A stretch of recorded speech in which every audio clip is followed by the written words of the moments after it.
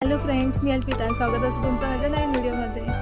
तर मंडळीनं मोजकेच दिवस रवले असतात आपल्या बाप्पाक योग. त्यामुळे आता आमच्याकडे सध्या साफसफाईची कामं जोरात चालू असत.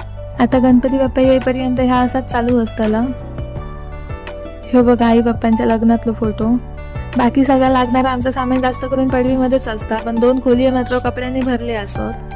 सगळ्यात मोठा कामाचा आता किचनचा तर सगळ्यात शेवटी ठेवलं.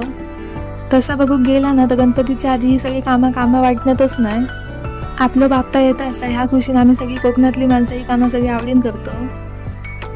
बरेच कपडे शिवचे असत, तर आता हॉल आणि बेडरूम एक झालं असता, तर आता मी हा काम करते. थोडा जास्त काय नाही, थोडेसे ब्लाऊज असत आणि थोडेसे गोदडे शिवचे असत आणि एक गणपतीचा पड्डू असा चट टाईप शिवचो असतो.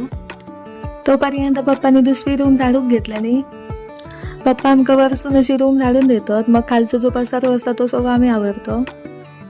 तसं त्यांचा कायच नसतं, जास्त तो पसारो आमचंच असता.